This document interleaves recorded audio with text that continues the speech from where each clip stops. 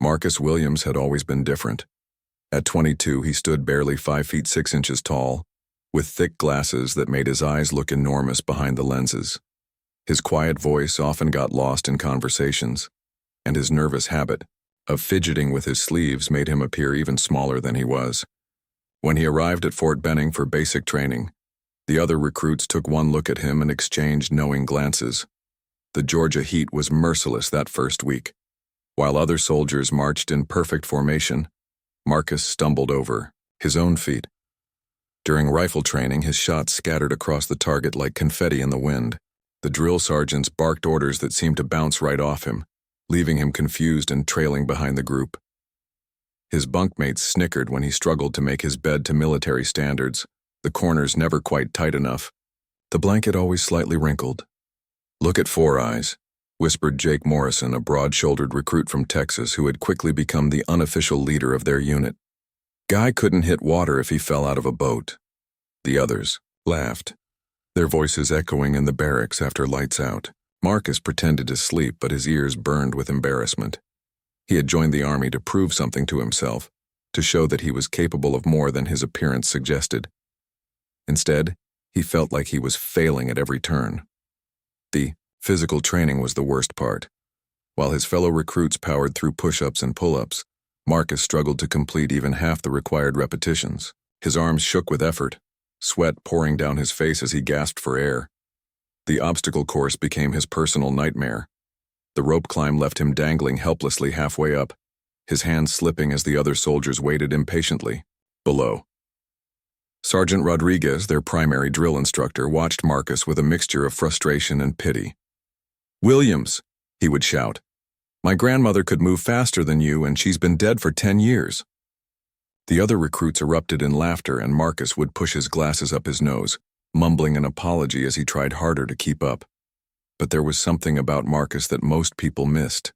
Late at night, when the barracks were quiet and his bunkmates were fast asleep, he would slip out of bed and practice. In the pale moonlight, he would run the obstacle course alone, his movements careful and deliberate. He studied the patterns of the guards, noting when they changed shifts and which routes they took. He memorized the layout of the entire base, counting steps between buildings and timing the intervals between security patrols. During the day, while others rested between training sessions, Marcus would find quiet corners to observe. He watched how different soldiers moved, how they carried themselves, how they responded to various situations. His notebook, hidden beneath his mattress, filled with detailed observations written in tiny, precise handwriting. The other recruits thought he was writing letters home or keeping a diary of his failures. They had no idea he was mapping their world with the precision of a scientist. The breaking point came during week 4. The unit was practicing night maneuvers, and Marcus was assigned to be the point man for his squad. Jake Morrison rolled his eyes dramatically when the assignment was announced. "Great," he muttered loud enough for everyone to hear. "We're all gonna die because they put glasses in charge of navigation."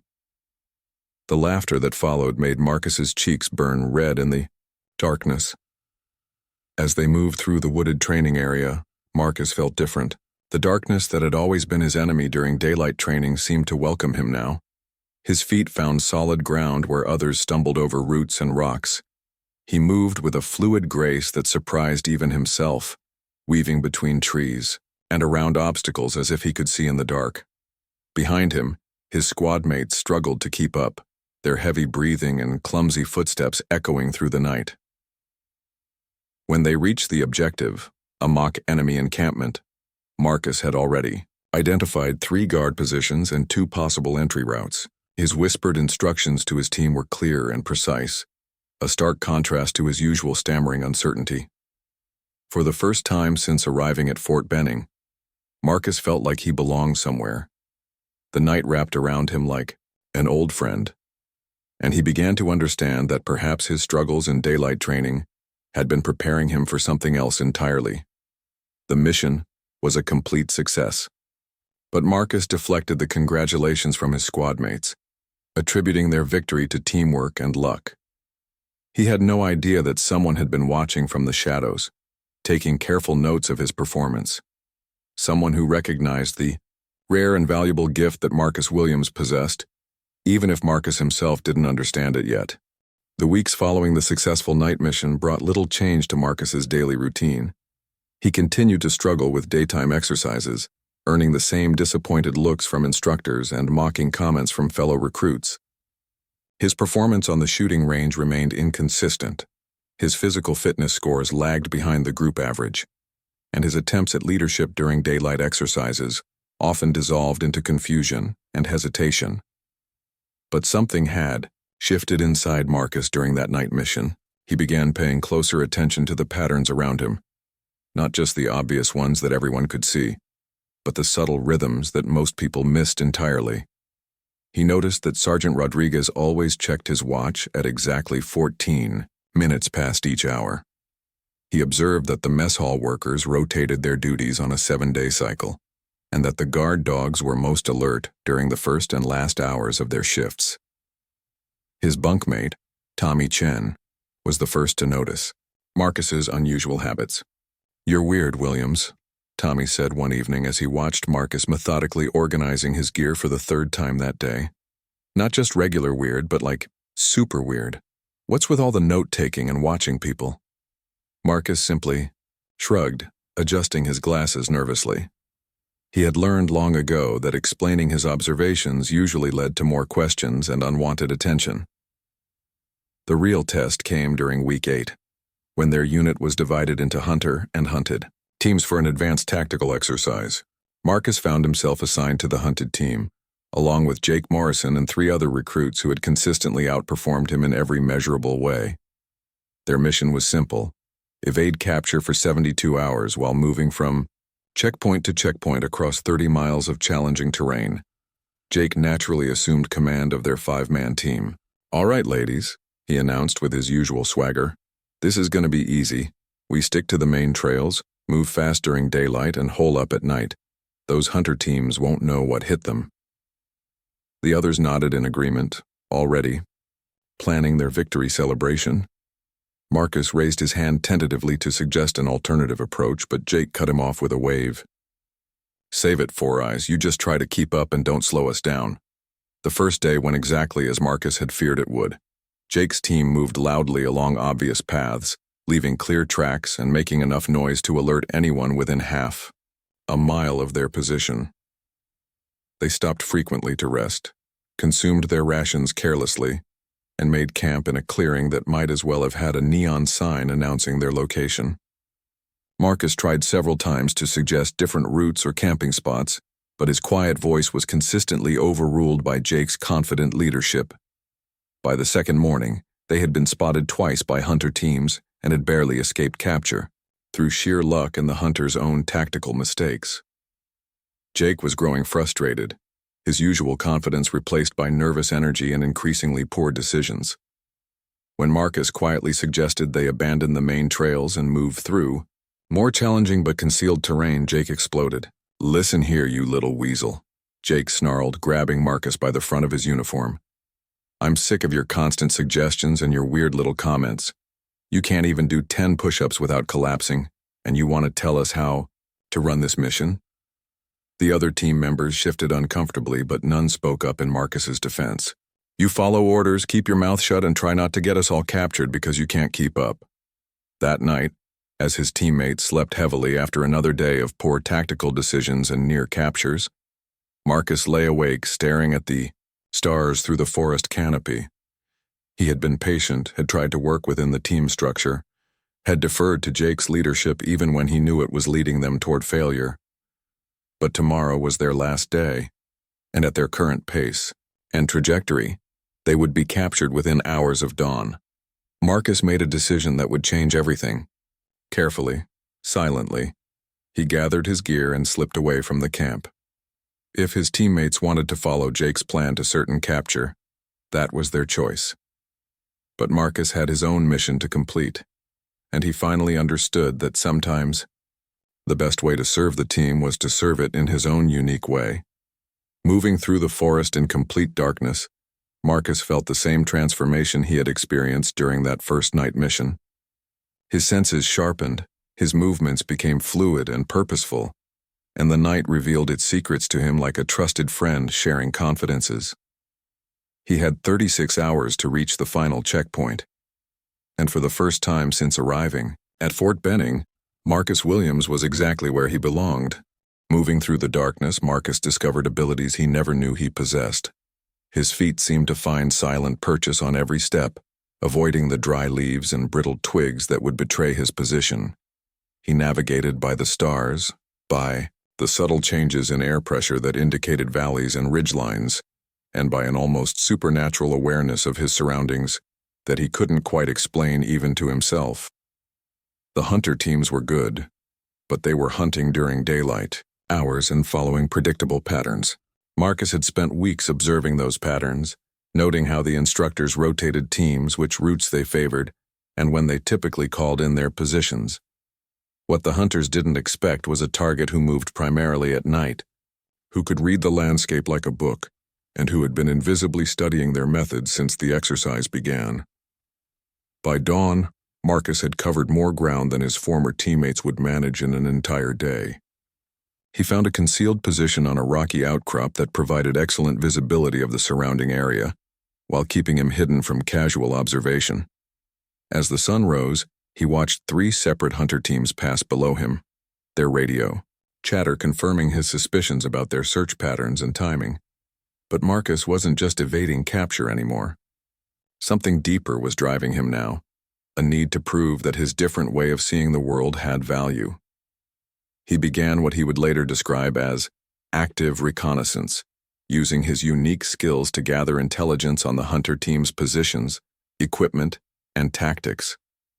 His notebook filled with detailed observations about their strengths and weaknesses, their communication protocols, and their predictable responses to various situations.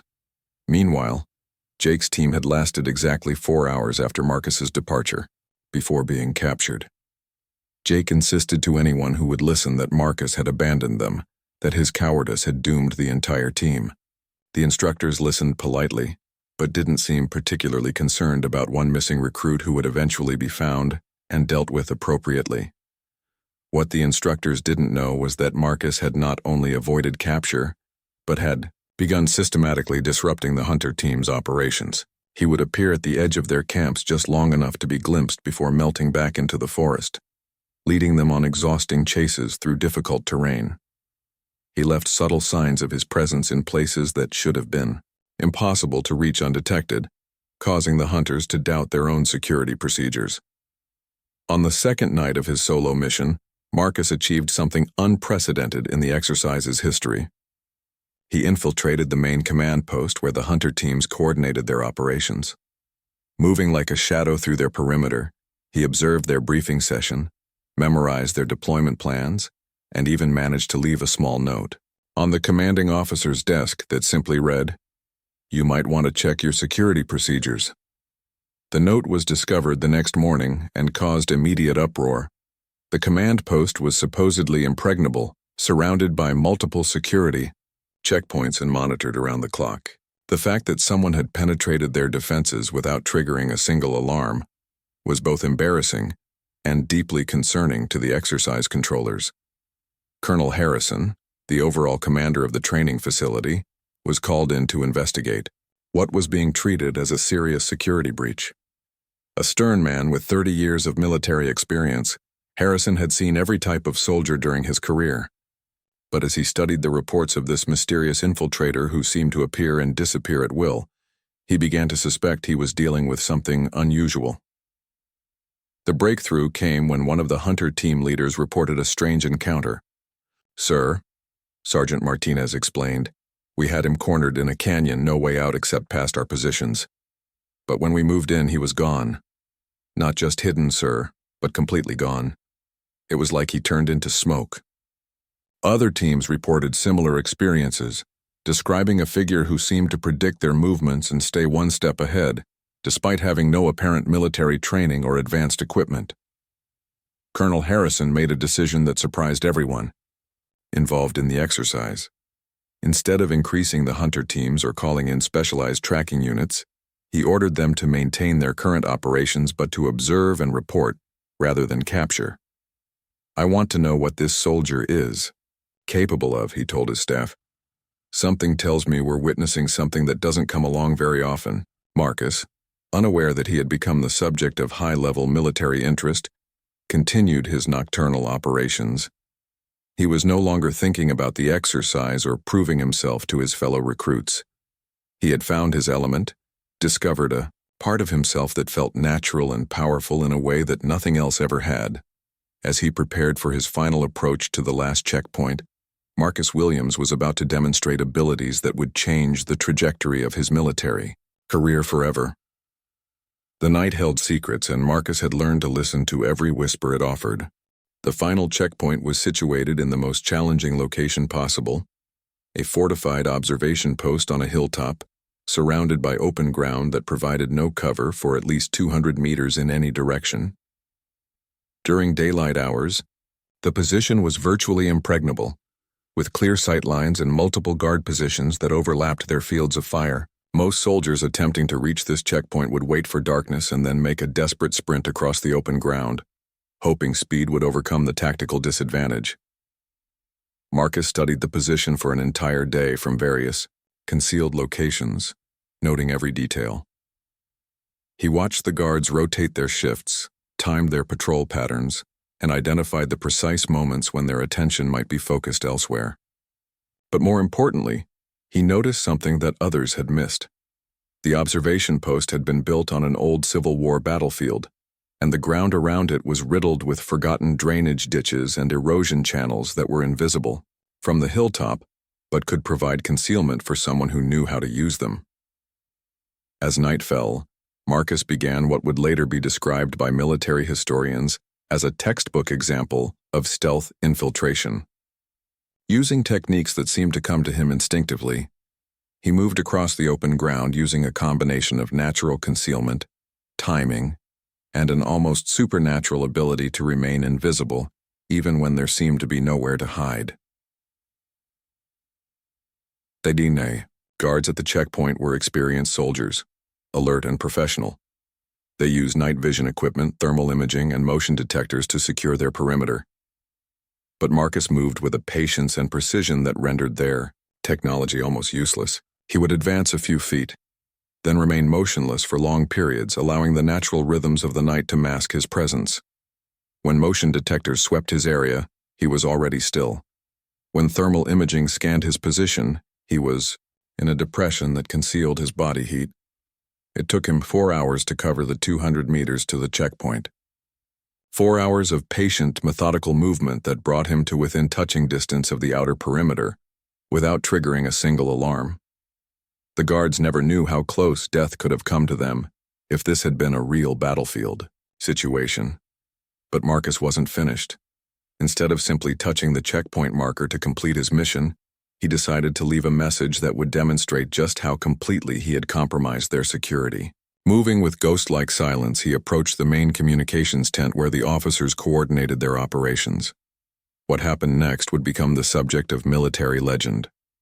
Marcus not only entered the tent undetected, but managed to reprogram their radio equipment to broadcast a simple message at dawn. Mission accomplished. The night belongs to those who understand it. He then placed a detailed map on the commanding officer's desk, showing every guard position, patrol route, and security weakness he had observed, along with suggestions for improvements. But the most audacious part of his infiltration was yet to come. Instead of retreating immediately, Marcus positioned himself in the observation post's own watchtower, directly above the guards who were supposed to be watching for infiltrators. From this impossible position, he spent the remaining hours until dawn observing their operations and taking notes on their communications protocols and operational procedures. When the sun rose and Marcus's radio message began broadcasting automatically, the checkpoint erupted in confusion. The guards searched frantically for the infiltrator who had somehow penetrated their defenses, never thinking to look directly above them where Marcus sat in plain sight, hidden by shadows and their own assumptions about what was possible. Colonel Harrison arrived at the checkpoint within an hour of receiving reports about the security breach.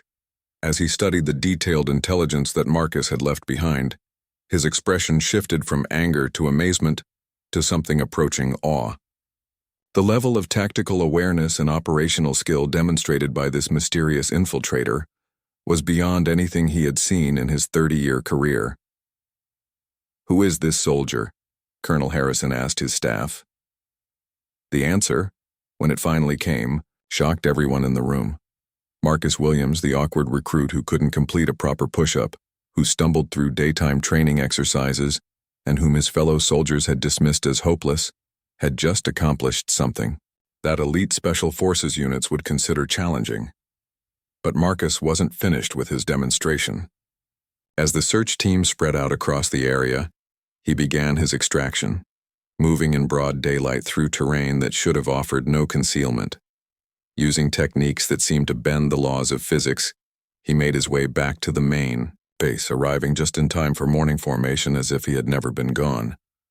The other recruits, including Jake Morrison, stared in disbelief as Marcus took his place in formation. His uniform was clean, his equipment properly maintained, and his demeanor was calm and unremarkable. Only his eyes had changed, showing a quiet confidence that hadn't been there before. Colonel Harrison watched from a distance, finally understanding what he was seeing. This wasn't just an unusual soldier. This was someone with a rare and extraordinary gift that the military had special names for, special units for, and special missions that required exactly these kinds of impossible skills. After morning formation, Marcus expected to be called out for disciplinary action. Instead, Sergeant Rodriguez approached him with an unusual expression, somewhere between confusion and respect. "Williams," the sergeant said quietly. "Colonel, Harrison wants to see you in his office now." Walking across the base, Marcus felt the weight of stares from his fellow recruits. Word had somehow spread about the security breach at the checkpoint, though the details remained classified. "Jake," Morrison and his friends whispered among themselves, shooting suspicious glances at Marcus as he passed. They couldn't quite connect the dots between their awkward, clumsy bunkmate and the mysterious infiltrator, who had embarrassed an entire security team. But something in Marcus's changed demeanor suggested possibilities they had never considered. Colonel Harrison's office was spartanly decorated with commendations, unit photos, and maps of various military installations around the world. The colonel himself was a compact man with steel-gray hair and eyes that seemed to see everything. He gestured for Marcus to sit, then studied him in silence for several long minutes.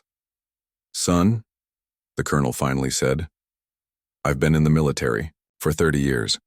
I've seen soldiers who were natural leaders, soldiers who were exceptional marksmen, soldiers who could inspire others to follow them into hell.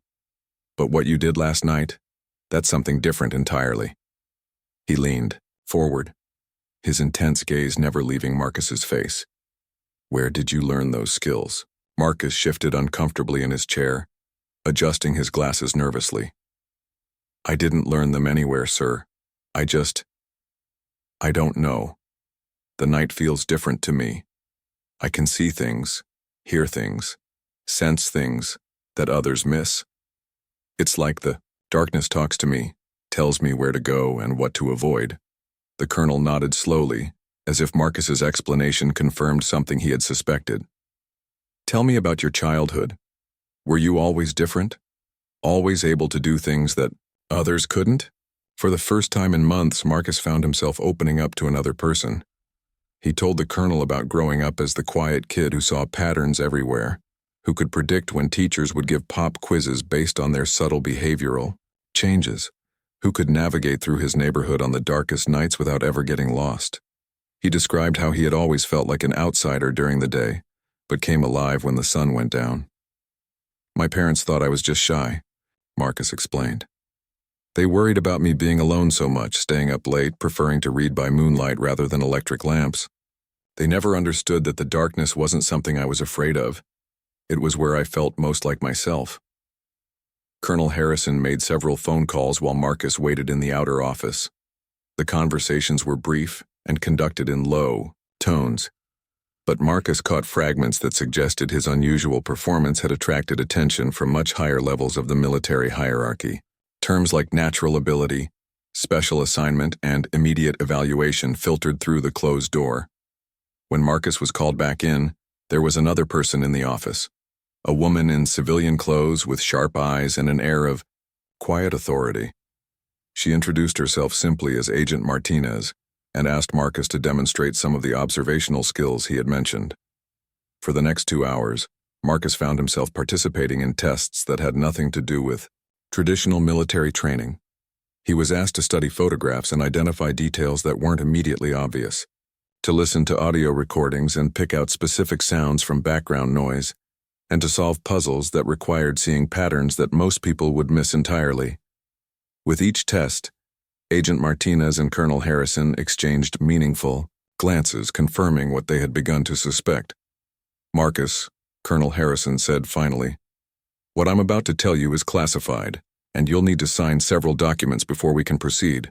But you have abilities that are extremely rare and extremely valuable to national security. There are units within the military that specialize in operations requiring exactly the skills you've demonstrated." Agent Martinez leaned forward. "We call soldiers like you night sentinels.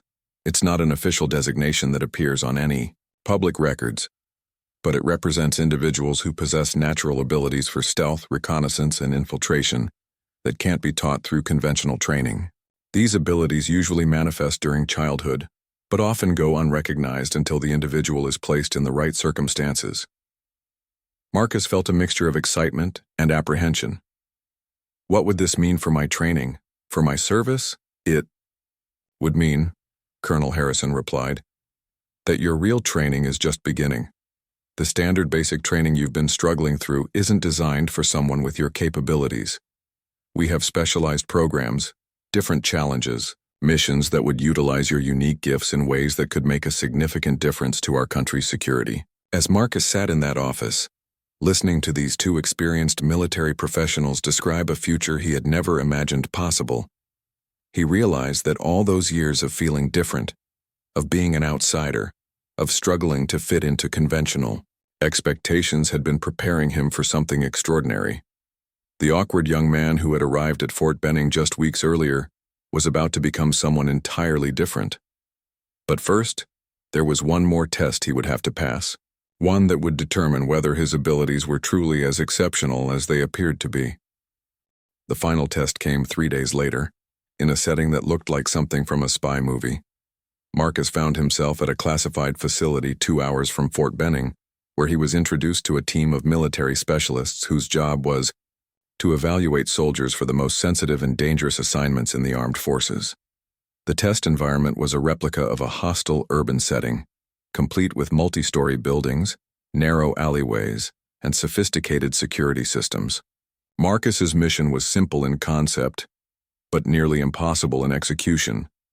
Infiltrate the facility, retrieve a specific document from a secure location, and extract without being detected by a team of professional counterintelligence operatives who knew he was coming. Unlike his previous success at the checkpoint, this test was designed by people who understood exactly what night sentinels were capable of.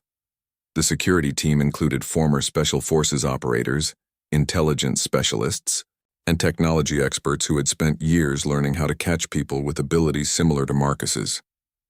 They had thermal imaging, motion sensors, sound detection equipment, and human operators positioned at every possible entry and exit point. As Marcus studied the target building from a concealed observation position, he felt a familiar transformation beginning to take place. The daylight world of conventional military training, where he had always struggled and failed, was giving way to the shadow realm where his true capabilities emerged. But this time the challenge was unlike anything he had ever faced. The security team had anticipated every conventional approach and several unconventional ones. They had blocked obvious infiltration routes, established overlapping fields of observation, and created multiple backup systems to detect intruders. But they had made one critical assumption. They expected Marcus to behave like other soldiers they had encountered, even exceptional ones. Marcus spent the first 6 hours of darkness doing something that surprised everyone monitoring the test: absolutely nothing. He remained in his observation position, watching and learning while the security team gradually grew more tense, waiting for his assault. He studied not just their positions and equipment, but their personalities, their individual habits, their levels of alertness as the night wore on. When he finally moved, it was in a way that defied every expectation the security team had developed. Instead of trying to avoid their sensors and guards, Marcus used them. He moved in patterns that triggered false alarms in different sectors, drawing security personnel away from his actual target. He used the thermal imaging systems against themselves, appearing as heat signatures in locations where his presence would cause the operators to look away from where he actually intended to go. The infiltration took 12 hours. Not because Marcus was moving slowly, but because he was orchestrating a complex symphony of misdirection and deception that turned the security team's own capabilities against them. By dawn, he had not only retrieved the target document but had also gathered detailed intelligence on the security team's procedures, personnel, and equipment capabilities. But the most impressive aspect of his performance was the extraction. Instead of sneaking away undetected, Marcus chose to reveal himself to the security team in a way that demonstrated the complete extent to which he had compromised their operation. He appeared simultaneously on multiple security cameras throughout the facility, showed the security team their own classified procedures written in his handwriting, and left detailed recommendations for improving their detection capabilities. Colonel Harrison, who had observed the entire test from the command center, was speechless. Agent Martinez, who had seen night Sentinel evaluations before, confirmed what everyone was thinking. Marcus Williams possessed abilities at a level that appeared perhaps once in a generation. When Marcus returned to Fort Benning for his final week of basic training, everything had changed. His fellow recruits still didn't understand exactly what had happened, but they sensed that the awkward young man they had mocked and dismissed was no longer the same person. Jake Morrison attempted one final confrontation, approaching Marcus in the barracks with his usual swagger. "I don't know what kind of special treatment you got, Williams," Jake sneered, "but you're still the same pathetic little weakling who couldn't make it through a single day of real training." The other recruits gathered around, expecting to see Marcus back down as he always had before. Instead, Marcus looked up from organizing his equipment and smiled quietly. "You're absolutely right, Jake," he said in a voice that carried new confidence. "I couldn't make it through your kind of training. But it turns out there are other kinds of training, other ways to serve, other definitions of strength that some people never get the chance to understand." The certainty in Marcus's voice, the calm assurance in his manner, and something indefinable in his eyes made Jake step back involuntarily. Without another word, Marcus returned to his preparations, and Jake found himself walking away without delivering the confrontation he had planned. At graduation, Marcus Williams received his certificate alongside his fellow recruits, but Colonel Harrison was waiting with special orders that would take him to a different kind of military service entirely. As he shook hands with the colonel, Harrison leaned in close and spoke the words that would define Marcus's new identity. "Welcome to the Night Sentinels, soldier. Your real mission starts now." The young man who had arrived at basic training, as an object of ridicule, left as something far more valuable and dangerous than anyone could have imagined. Marcus Williams had discovered that being different wasn't a weakness to overcome, but a strength to embrace, and the military had discovered a weapon they never knew they needed. In the shadows where others stumbled blind, Marcus Williams had found his calling, his purpose, and his power. The night had welcomed him home.